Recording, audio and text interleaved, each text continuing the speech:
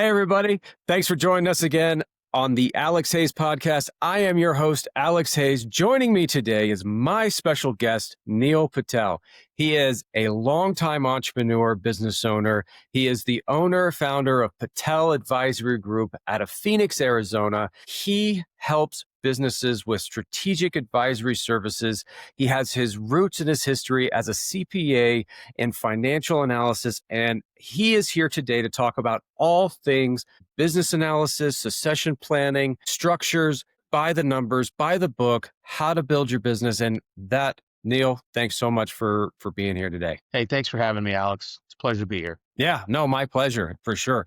So let's dive into this. Let's get to know Neil a little bit before we get into some of those technical stuff. Talk to us about who Neil Patel was. Let's go back to high school. Who were you in high school? Oh, wow, that's a long time ago. High school. What did I do in high school? I ran cross country and track. Couldn't do either of those things now. It was a fun time. High school was a fun time. I grew up in a small town kind of east of Indianapolis, and it was just, small town America. It was a great group of people. Met some really good lifelong friends out of that experience. My parents owned a business in that town as well. And so learned a lot about life early on. So you were exposed to entrepreneurship from an early age. Oh, yeah. Yeah. My family have owned and operated businesses. My dad was a mechanical engineer by education, but then we had invested in businesses while he was doing that, and then decided to operate one of those businesses. And it was an opportunity for me to kind of really learn at a young age what it takes to own, run, and operate a small business. And it was a very important lesson. That's awesome. So if you can, what were some of those major lessons that you learned early in that experience that helped shape your trajectory and your path as your own entrepreneur? Hey, it's kind of funny, what you learn in school and what you get through real world observation and seeing people go through it. It was picking the right partners. Who did you partner with to own and operate the business? Big consideration when things aren't going so great. Cash flow, what it takes to maintain staff and develop people, and to foster loyalty, and exit. How do you get out of the deal? I noticed that with a lot of the clients that we work with now, including some of the transactions that I've done, it's very easy to get into a deal. Have we really thought about how we're going to get out? Mm. And the thinking and the planning that goes on in that. So it was kind of a layered type of an approach in the initial questions to more refined questions to even more refined questions. And it's just been kind of an ongoing learning and journey for me that I find interesting. It's like a puzzle that you're trying to kind of figure out with all these moving pieces in a business to get it to all come together. How does it come together? Why do some people do it so well? Why do some people struggle with it? What are these clues? And so I've always kind of looked at it from that standpoint, and that's what's made it interesting for me. That's awesome. So all of that was imprinted on you at such an early age. Talk to us about what happened after you left the family household and you started going off on your own. Did you start right away building a business, or did you go to corporate America first? No, I started at corporate America after I went to college in Chicago at Loyola University, and I was very thankful for the professors that taught me the fundamentals of being an accountant. And, I sat for the CPA exam shortly after that. And then I went into corporate America. I went into corporate America, and I worked in a variety of different industries and companies, both public and private, in the internal accounting department, working in finance, eventually working my way up to controller / CFO type roles. It was in kind of in 1998 that I had decided that the value that I wanted to add wasn't going to be possible on that pathway. And so I decided to go out on my own. Awesome. What were some of those lessons that you learned and then you took with you from your corporate America experiences that really helped you in your business today? I had some great mentors that I work for, and I still keep in touch with them to this day. These were, I'll call them my mentors, but they were my bosses, and they taught me a lot. I learned a lot through their perspectives of deals, how to structure deals, how transactions were structured, and working in companies.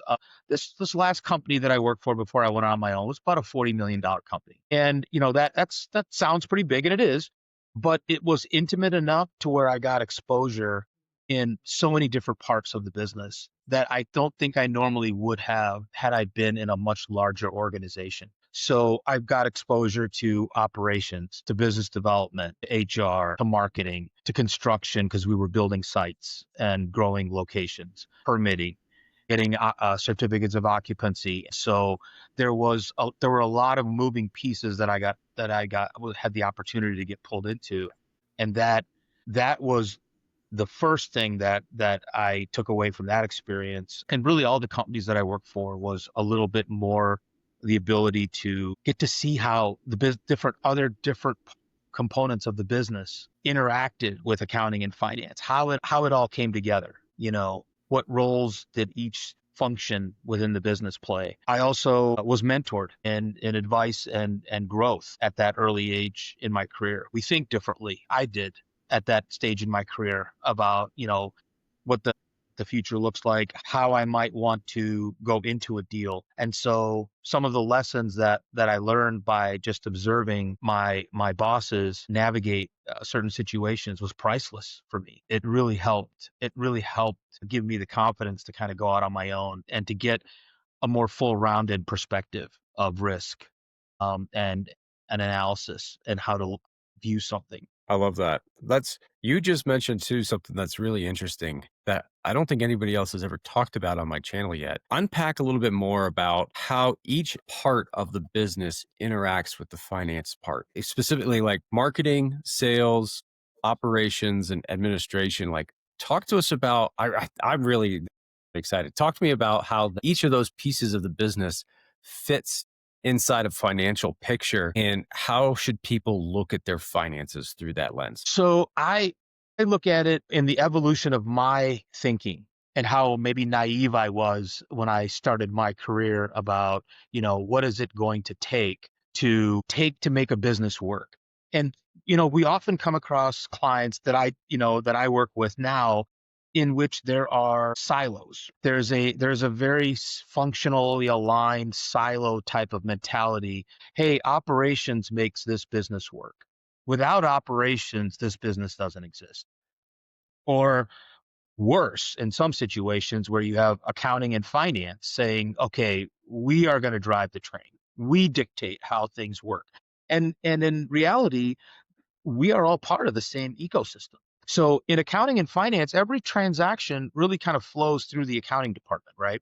And we're basically monetizing transactions. We are reporting from an accounting standpoint, we are reporting on transactions and events that have occurred throughout a certain reporting period to present results. And I think finance is saying, hey, we don't want to look at the history necessarily. We want to use this data, and we want to basically use it as a crystal ball to gaze into the future, to chart our course for where we can go, where we want to go. And we need, leading indicators. So accounting is a core fundamental function in any business. It has to have it. It's not glamorous necessarily to think about. And for a lot of small businesses, it's generally an afterthought. And that is what I came across when I first started going out on my own and seeing small businesses, is that it was viewed as a have to, whatnot. So when you talk about a business and we're dealing with operations, well, accounting has to provide a feedback mechanism for tempering growth within resources and capabilities and capacity that we have. So having a seat at the table to say, hey, our CEO or the operations director has an initiative where they want to increase capacity by 35%. And our next question immediately as accountants is how much is it going to cost? And what's the ROI and when is it going to get paid back? That's great that you want to build it, but the build it and they will come days are gone. How are we going to fill capacity? Is it going to allow us to grow our business with the types of customers that we want, our ideal customers, or is it going to take us away from what our brand is recognized for, what we're known for? Is it going to dilute our service? Is growth for the sake of growth going to hurt us? On the marketing side, what's our marketing plan? Marketing is one of those parts of the business that I respect and appreciate more now. As I look at more businesses and as I've gotten older, to be able to articulate your messaging and to convey your messaging to the right audience in the right way at the right time, it really is a skill. And it really is important in getting the word out to your market about what you do and how you solve their problems. All right. All of this takes money. So in our budgeting process that we ask clients to undertake, and then through a forecasting process, we like to think about, how much is it going to cost for us to incorporate the assertions that we have about what we want to grow to, what we aspire to, and how does this all work? And so that's kind of the genesis of kind of where my journey has kind of taken me into taking historical transactions more so into a collaborative type of a think into how are all the relevant departments within our organization going to come together to accomplish the mission that we've set. That's super interesting because, again, I don't think anybody on my show has articulated it this way, where the numbers tell the story. Like, we hear that a lot, right? The numbers tell the story, but it's like, how do they tell the story? And I think the Right. way you just described it is fantastic, because you're right. Each department of a business does cost money and resources, and how do you allocate resources appropriately, and what's the return on each of those dollars that are going out the door? I think a lot of people could be better, would be much better off if they thought about their business in terms of that, from a finance perspective. Super great wisdom there. I appreciate you sharing that. Let's talk a little bit also now about your genesis of your business of, back in 1999 when you launched your business. Talk to us about some of those early days, and what were some of those struggles and those things that you had to overcome? I think it's funny because people are like, "Oh, you took this chance," and I said, or this risk of starting your own business, and I said, "Yeah," I guess maybe, I said, I don't really see it that way. I wasn't married. I didn't have any kids. I didn't have a mortgage. I didn't have any debt.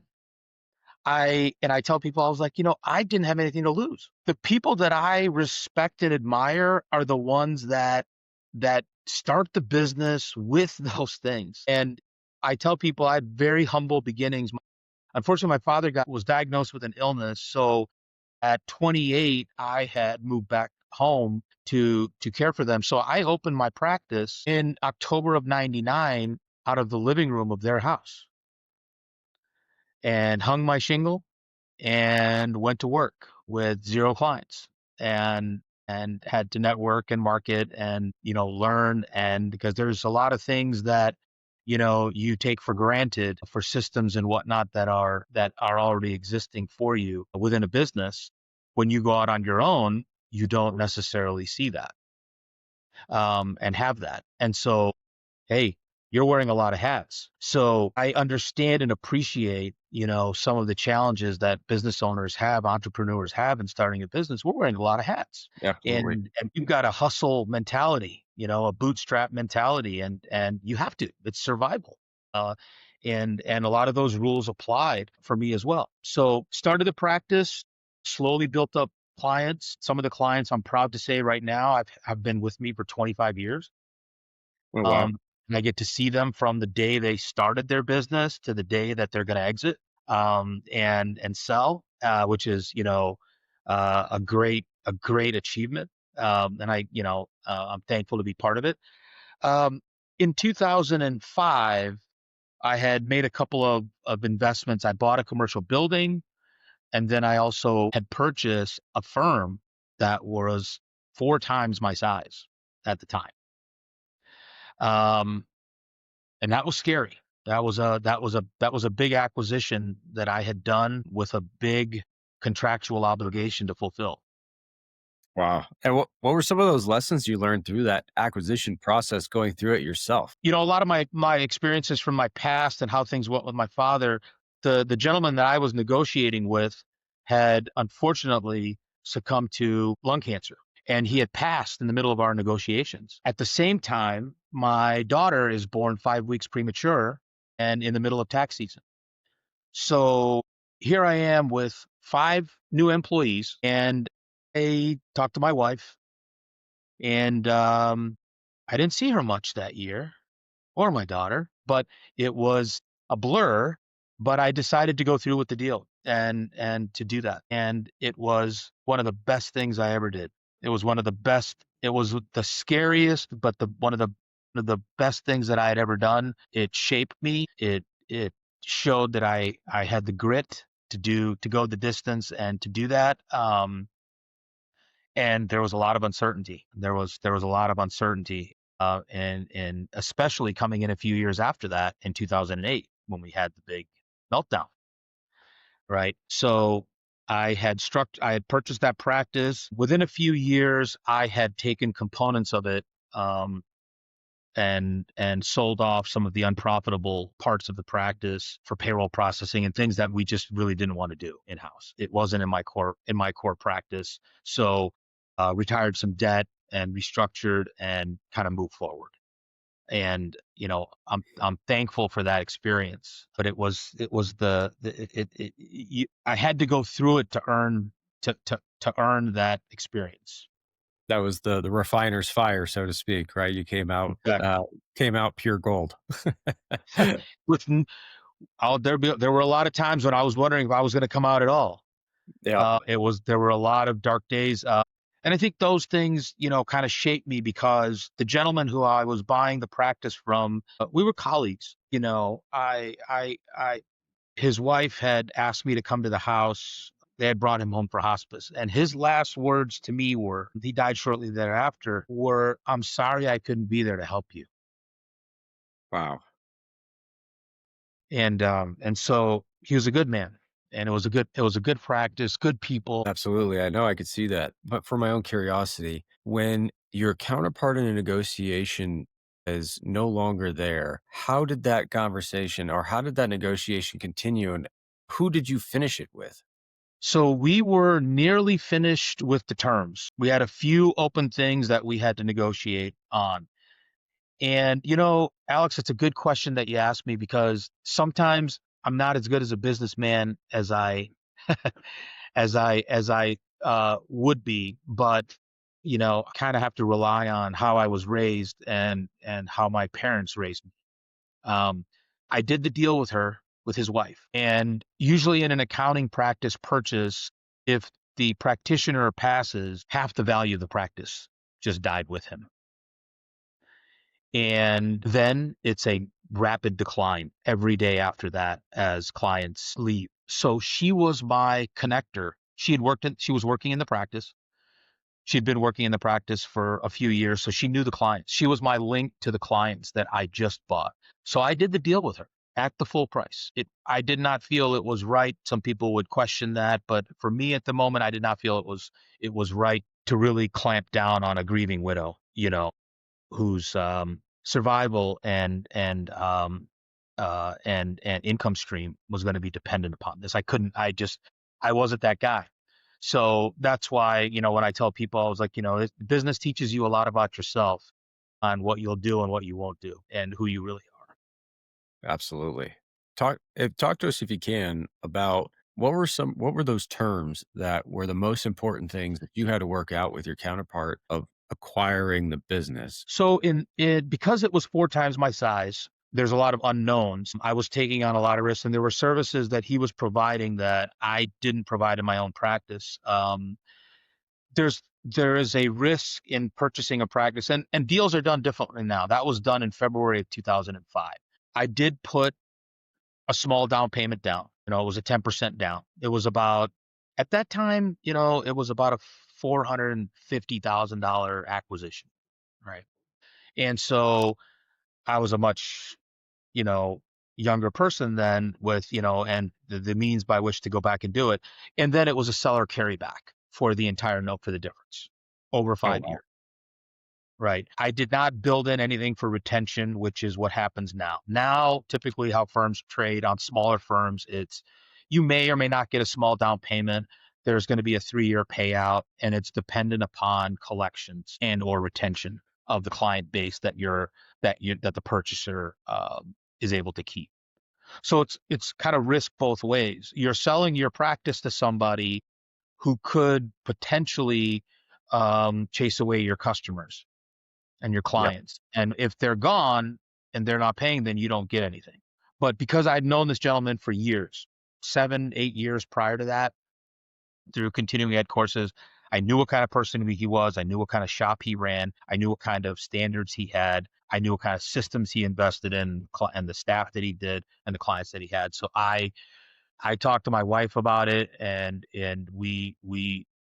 I chose to move forward with it. That's awesome. And when did you rebrand as Patel Advisory Group? Because you didn't start off as Patel Advisory Group. You started off as basically a As it single. was as a very traditional, that's what the State Board of Accountancy required accountants to do business under your name essentially as a sole proprietor. So it was Neil P. Patel, CPA, PC.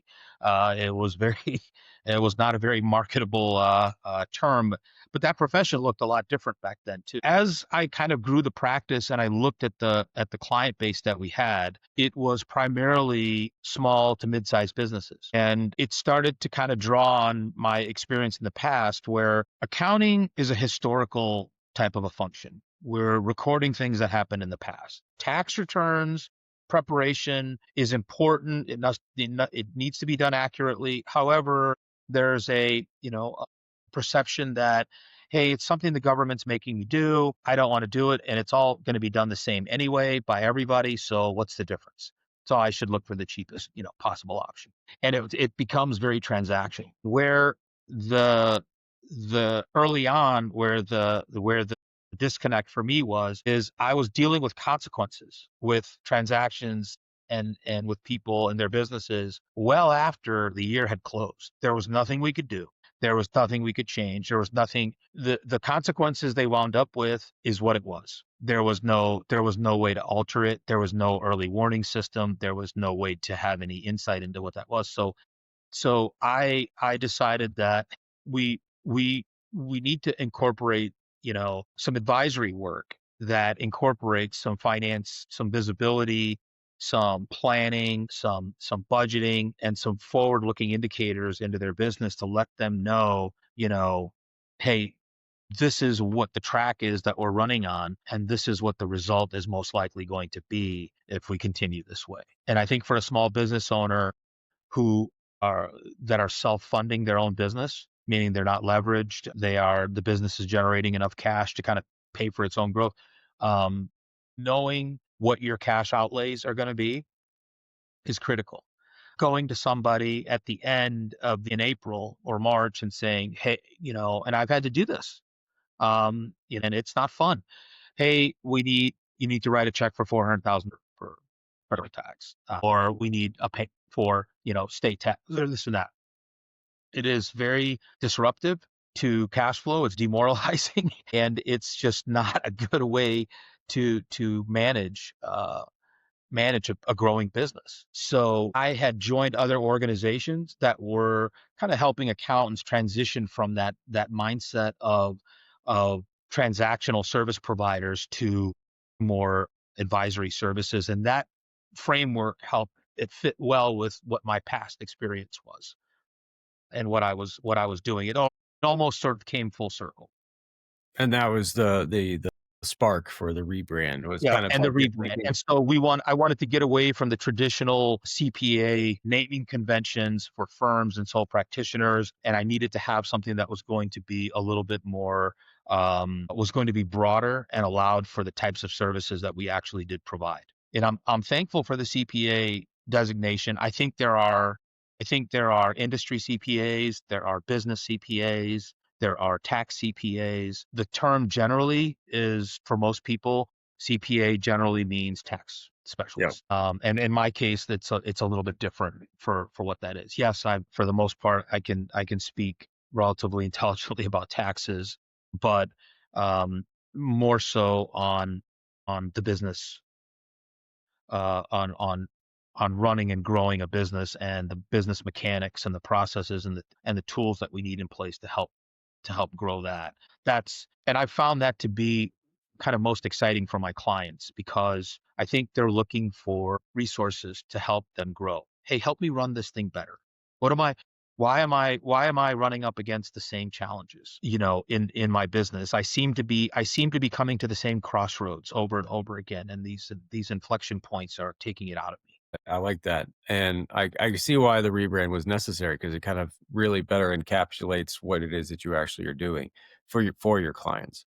And that's a good segue because let's start talking about how you help people, right? You're like understanding your numbers. When you have a client that's coming to you and saying, I need help with these things, walk us through your process of how do you take them from stressed out and anxious to having a business that runs more like a machine because they understand their numbers. What's your process like to get from A to B? Well, I have to start with, an assessment of the business. Businesses grow at different stages, right?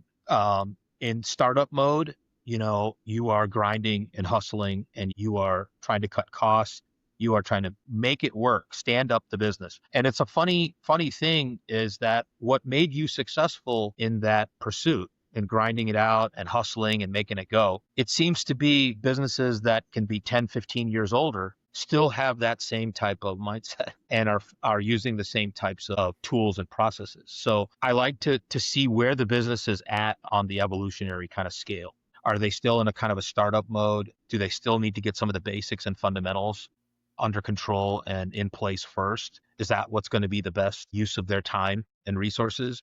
Or have they done that, maybe outgrown some of the advisors that have gotten them to that point, and they're wanting to take the business to the next level. They want to incorporate some more sophistication. They're wanting to grow headcount. They're wanting to branch out. They want to expand, and they feel that the model is sustainable, and they just don't know how to do that. And maybe the folks that have been helping them thus far are not the right people to help bring that insight. So what would you say to a business owner that let's go back to the first path, right? Your business that's multi-decade owner, but they're still acting like they're in startup mode. How do you advise those people? What are the steps that those people could take to get to that next level of ownership? Well, and first I have to ask them if they even want to. They may be happy with what they're doing. That business running the way it is might be producing enough disposable income to provide for a lifestyle that doesn't require any additional effort on their part, and they're happy. But invariably, I think I call that the status quo. Invariably, I think the status quo can lull us into a false sense of security, in which it gives the perception and the feeling of safety and security and continuity, but it's a mirage. I think over time things are going to happen. There could be events that happen in your life um, that force you to rethink the conventional wisdom. A death, a disability, a divorce, a shift in market conditions, new players coming in, things of that nature.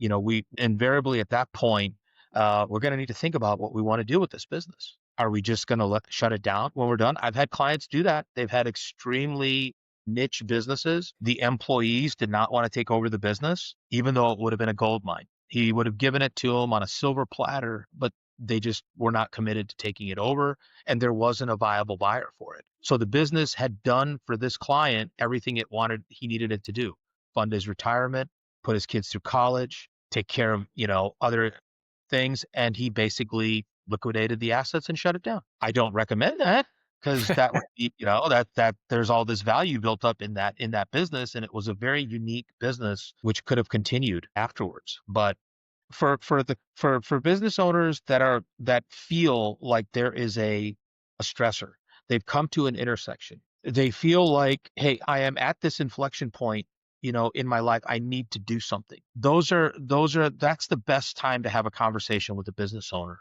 to talk about, okay, let's take a look at how your business is structured.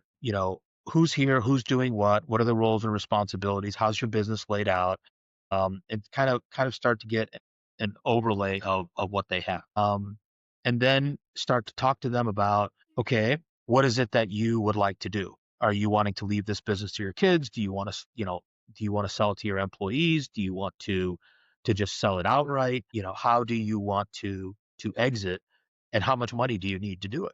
Asking those questions usually delves into, hey, how good are the finances? How much visibility do we have into the numbers? How good is the record keeping and whatnot kind of behind the scenes? Because, it's the language of business. Accounting, the financials speak to, the business's overall ability to produce that financial outcome. Absolutely. And when you're going over those financials and you're starting to clean up their books, what are some of the most common problems that you have to help people with in getting their businesses cleaned up and prepared for this exit event, whether it's to an outside party or secession? Talk to us about what are like the top three problems that you have to address with your clients. That's a good question. I would have to say that organization, visibility, and capability. Break those down for us. What does each of those mean to you? Organization, maybe the responsibilities of financials and producing financials and doing the accounting has been abdicated to a bookkeeper. And perhaps this bookkeeper is not, accounting is one of those rhythm things. It's regular, continuous, and reoccurring, and on a schedule. And do we have that regularly? Secondly, the visibility. What kind of information are we able to glean from the financials for this business? And that goes to, well, how was the business structured? How was the chart of accounts structured? How are transactions coming in? How are we organizing our transactions? Does it clearly tell us, and give us a 30,000-foot perspective of, hey, how did this business do? How did this business do across these different revenue lines or these different locations? Is it broken out that way? All right. And then that visibility is key. The third is capability. Do we have a capable person sitting in the seat to do the accounting? I've seen many businesses that are 2 million, 3 million, and in size, and the person that's doing the accounting never really had any type of, they never had any kind of oversight or input as to, hey, perhaps you may want to consider doing it this way, or hey, we really want to have a regular cadence of getting our numbers. And then I think that a fourth piece might be education. By and far, most of my clients, and I can say this with absolute certainty, my clients are geniuses. All of them have built their businesses from nothing, from the ground up, through good instincts, through perseverance, personal growth, grit. And my job isn't to make them into accountants. My job is to help them understand what the numbers say about how all the other parts of the business perform. I And do love we like that. the results, and how do we make it better and I help love them that. help them plan? I don't like to turn my business owner clients into accountants. I don't think that's a good thing. But we do need to tell the story. We do need to tell the story behind the numbers in a way that a entrepreneur or a business owner can take it and do something with it. Which numbers should somebody pay attention to the most, or what numbers are, when you're looking at a financial snapshot, what are some of those key terms and key numbers that really people should pay attention to in their business? Well, I think the one that most business owners will always look at is top line revenue. And as accountants, I look at the bottom line. What did I end up with after we spent direct costs for generating that revenue and all the indirect costs for running the business?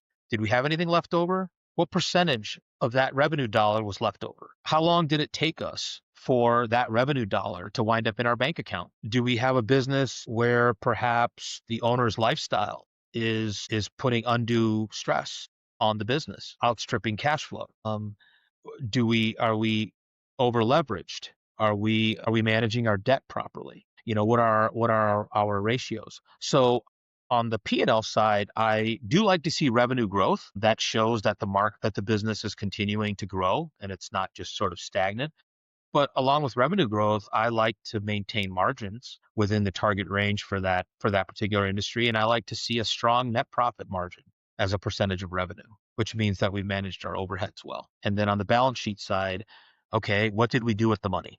Did we retire some expensive debt? Did we invest in capital equipment? Do we have enough working capital? Do we have, credit in place if we need them? And so it provides a story in terms of health. That's awesome. And I know you say you don't want to turn entrepreneurs into accountants, right? Or business owners into accountants. And I get that. But what are some of those key terms that business owners really do need to know as a baseline to make sure that their controller or their CPA or their accountant or bookkeeper, that they are having an intelligent conversation, right? And they have that ability to have that accountability together. What are some of those things that you would recommend? Personally, I look at on the P&L side, I'm looking at my direct costs, or in a manufacturing type of business, I'm looking at my cost of goods sold. I'm looking at, because I break down P&Ls into sort of if I was to use a car analogy, I would say that the gross profit margin, which is what we take in from a sales dollar, versus the direct costs associated with making or fulfilling that service, that's a gross profit. And that's like the engine of the company. I like to see a healthy gross profit margin, meaning that the cost that it took me to directly service that revenue dollar was at a level that still allowed me to have something left over afterwards. I did it efficiently. I did it smart. And then after that, those gross profit dollars have to service all the other things that it takes to make a business work. We have our rent, we have our utilities, we have our telephone, we have our admin staff, we have accountants, lawyers, it has to cover all those things. And then after we take those sections off, which I'll call the chassis. So we have the margin, that's the engine, and the overhead section, that's a chassis. What do we have left over? Are we happy with this result? Is it at least 8 to 10% of our gross revenue dollars? And then I'll flip it over to the balance sheet because everything from the P&L is going to flow over. There was somebody who had a saying, and I can't remember who said it, but it wasn't me. Revenue is vanity, profit is sanity, and cash is king. I like that. you know and I think in accounting, it's very easy to kind of fall into a trap where we're playing games with money, and we're looking at things in a distorted way that doesn't really tell us how we perform. So my way of approaching small businesses is I really like to look at that business. I like to figure out what their direct cost drivers are. I like to figure out what the overheads are. I like to be able to I like to be able to arrange the story in a way that allows me to see at a high level, do I have an engine problem? Do I have a chassis problem? Do I have both? Do I have declining revenues? Do I have a termite effect in my margins? That's usually what happens with small businesses, is that, especially in an environment where we've had inflation just kind of jumped on us. The cost of things were not as high as they are here now post-COVID. Costs have ramped up significantly. Has revenue kept pace with those cost increases so our margin hasn't been affected? Or have we been subsidizing that cost, essentially eroding the amount of profitability that we have left over? Did we have the data to even tell us that was happening? Did we have the data timely for us to be able to say, oh, wow, that is happening. Let's change that now. Right. And so I think from that standpoint, accounting, the three words that go with accounting are regularly, consistently, and accurately processing transactions and producing financial statements. And it's not a glamorous function. I'll be the first to admit it, but it is a necessity. Yeah, absolutely. And when you're looking at a client, or you have a client that's looking to try to exit their business, what's the timeline and the runway that people should start to move in this direction or think about this strategy, and what's that timeline look like, and what's the best time to start? So based on our experience with the clients that we work with, and the amount of reorganization and restructuring kind of that needs to take place, I would safely say 3 years is a good number. If you have 3 years to kind of tune up your business and to get things get your affairs in order in terms of how you want this to look. By the time, and it will usually take that. I think I've seen some people try to pull it off in 18 months. If you have the right people on your team and the dollars and the horsepower to be able to pull that off, I think that's what's necessary if you want to do it on a shorter time frame. If you want to do it internally with the people that you have, it usually requires some sort of change management and, adjusting of employees and kind of putting some parameters and guardrails in place. And that usually takes time to kind of work through. So I'd say 3 years. By the time you get to the end of the 3 years, if a potential suitor should come to want to buy your business, they're going to be looking at the last 3 years of financial statements. They're gonna most likely start with the last 3 years of financial statements. They want to see the historical performance. They want to see the historical performance, generally basing the purchase price on the most recent closed year. Okay. And what what would you say are common roadblocks? Like, what are some of those killers or those grenades that get thrown into business owners that prevents them from being able to move successfully in this direction? I think there's a lot of business owners who are still very much involved in the day-to-day operations of their business, which also affects the purchase price because the business is dependent upon, the owner, and they spend a lot of time working in the business, not a lot of time working on it and stepping back. So they're still very much an operator dealing with the day-to-day fires potentially and whatnot. So there isn't a whole lot of time and energy left to look at the results and to manage the business side of the business. Interesting. Uh, It's chewed up and eaten up by the fires of the day, and the everybody else's schedule, basically. Interesting. Yeah, no, for sure. Fire, like the daily grind and the fires that always seem to be urgent and important, and all those taking care of all those urgent tasks that come up, it kills you, right? Right. And I think that realization and evolution, some business owners will just continue to do it, where others will say, hey, I need to be able to offload some of this weight off of my shoulders onto the managers that I have in place to do some of this work. That doesn't happen overnight. And that comes with a fair bit of, mental debate internally on deciding to let go. Yeah, absolutely. And let let's talk quickly here about family businesses, right? Do you talk to us about like an experience you've had with a family business getting passed down from first generation to a second generation family member? And what are some of those things that may be particular landmines for those type of situations? So I do have that right now. Have mom and dad started the company, 40 years ago, and both of their boys, not boys, I mean, they're men. They're kind of, in their 50s now. They grew up in that business. And I think I personally tend to look at the statistics for those types of situations. I think that those statistics are correct in the sense that it's great that mom and dad want to pass the business down to their kids. I don't think I've seen a situation where kids necessarily embody the vision and the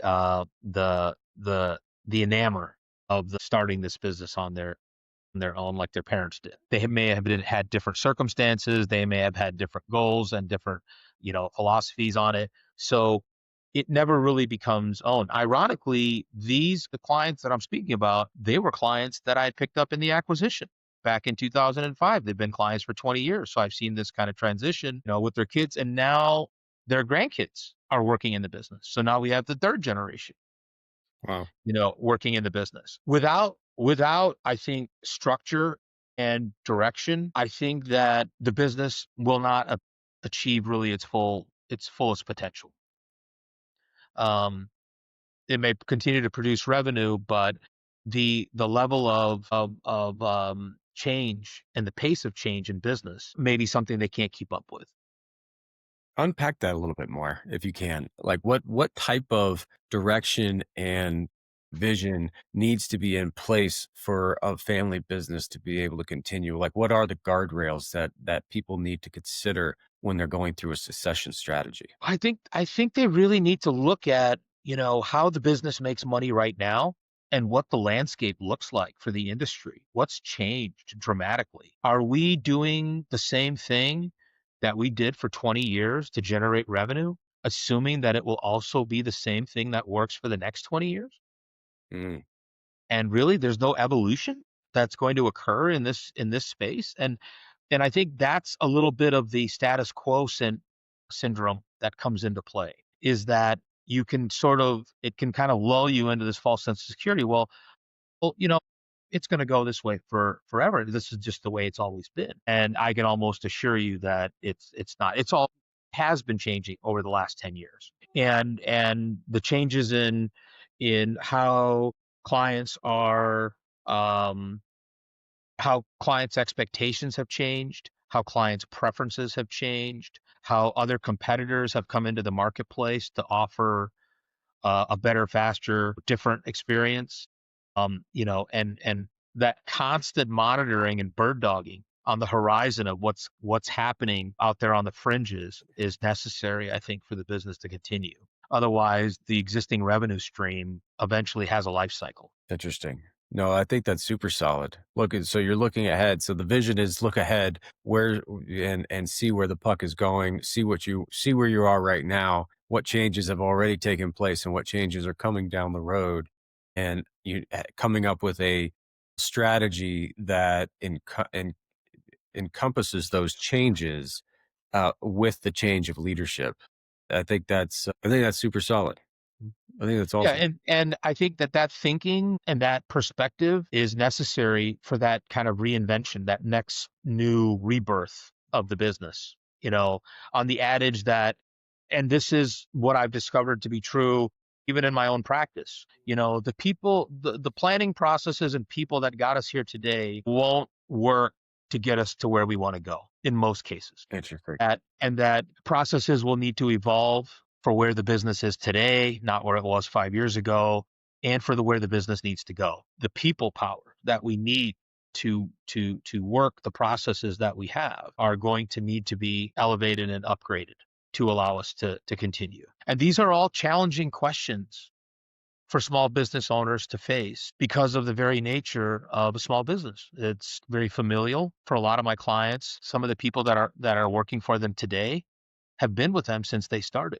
Can you imagine the psychological toll that it takes on some people for just to even consider the idea of letting John or Jane go, who've been here since the beginning, Yeah, for sure. for the next chapter of the business? This is kind of some of the areas that business owners need time to be with and consider, which is that kind of that runway that we want to plan out as to in facing these circumstances and these situations. How do we plot the course for the business to continue into the future while honoring the people that helped get us here today? Super hard. Very deep question there. Right. And so, and I've encountered it to a certain extent, and I try to tell business owners that I can't answer that question for them. That's a kind of a personal thing, and whatever they choose is what's right for them at that time. Right. It's a very emotional thing, and I've been very blessed to have clients that are just great people, great people. After 20, 25 years, they cease to be clients, and they're almost like friends, and seeing them succeed is really kind of a huge thing.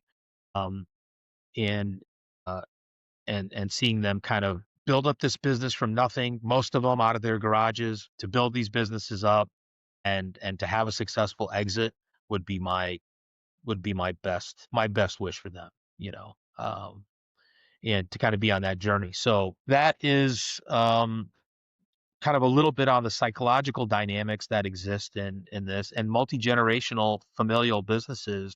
I think that there are certain fundamental truths in business. I think they exist like gravity, whether we want to believe them or not. Gravity says you jump off a 10-story building, you will die. And I think there are fundamental truths in business that they exist. They apply to everybody equally, and we can learn to respect them and live under those, and work our businesses under those fundamentals, or we will be victims of that. That's super interesting. What are some of those core fundamentals that you see in business, like those core truths? What are some of those? That the change won't affect my business. I have enough capacity to grow. Um, I don't need working capital. I have enough liquidity. I mean, it could just go on and on. Or this revenue stream will never end. I have a recession-proof business. I have an inflation-proof business. There's all kinds of things with that. And I think at the end of it, change is inevitable. And I think for most people, change is great as long as it's happening to somebody else, just not to me. And that's the thing. Even with my own practice, is I try to implement all the things that I tell my clients to do. One, because they're just basic business fundamentals and I believe in them. These are the mechanics that should be installed in any business of any size. And two, practicing what you preach is I think a big thing. I love that. So a lot of myths that people believe in their own head and I think so. Yeah, false beliefs. this revenue stream will never end. We'll be able to make money, indefinitely. This will go on. We don't really need to change our business. We're number one, and the reality is there's always somebody waiting to knock off number one. So is somebody hungry, right? There's always somebody that's got you scoped in, that's hungry, that wants to either take or overcome you. Yeah, for sure. For sure. So talk to us about who your best clients are. Like who's a good customer profile for you at Patel Advisory Group? So I think with our process, and we have kind of a 7 phase, kind of a strategic reinvention process, and it starts with businesses that kind of find themselves at this inflection point of growing and planning for the next chapter, while having some legacy type issues. Maybe mom and dad started the business years ago. How these services are delivered today need to be upgraded. So there are dimensions that they are encountering and thinking about, and we help kind of provide the inspiration and the perspectives and the tools to help implement this process, to help them get clarity about what does that reinvention look like? What does this business look like with a makeover? And where are we trying to get to? And if we always start with the three big things right from the get go: vision, mission, and core values. And for the vision for the business, we work with business owners to have it be in sync with your personal vision. We feel that the business is a vehicle to achieve your personal goals, not for you to be a servant of it, and a slave to it. So what is the purpose? What purpose does this vehicle serve for you? And then let's align the vision for that. And then what's our mission? And having clear core values, our guiding principles for how we do things in this business. And every business is unique, and we kind of walk them through that process to help them identify and structure that. And then we'll go into strategic themes. What are some areas that we can focus on for the next 2 to 3 years, that if we really focused on these initiatives and had good, strong tactics to kind of support our plans in these 3 areas, it's really going to move the needle. Awesome. And what size business is that usually for you? Yes. So we generally work with businesses that are doing at least 2 million in revenue. The biggest one, and I think it's maybe a little bit too big, it's at 50 million in revenue. Um, and so I think between that 2 million and 25 or 2 million to $30 million range, we can help provide that kind of shoulder to shoulder, hands-on, um, partnering collaboration to help implement some of these things. And it just takes time, Alex. That really is the gist of it. I wish I had a very easy silver bullet type of an approach to give people, and I think we're transparent about it in that we want them to own that process. We're kind of helping to facilitate and kind of guide along the way and provide our experience, our perspectives, and our insights. But it's their business, and we want them to participate in this process so they get the best outcome that they can for it. So when we set this up, we can, it maybe can be more of a centralized management scheme. The owners are not as burdened to the business as they were, and they can have some some light at the end of the tunnel on what life might look like without, being at the business day to day.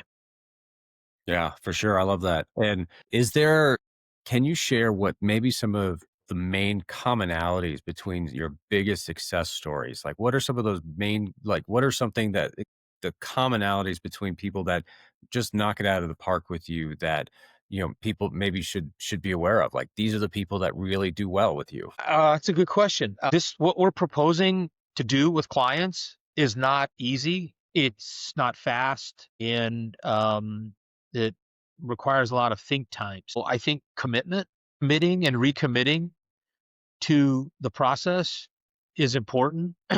if the if your outcome and kind of the pain point or timeline that you have now is really just here front and center, the clients that make the time, to do the work, and are able to fully participate in the process, get the most out of it for themselves. We don't have a process by where it's a linear type of a checklist. For some phases, some clients are going to be in that phase a little bit longer, and that's okay. And we try to support them as best we can. But we do like to encourage them to continually commit and recommit to this very challenging but rewarding work for their business. Awesome.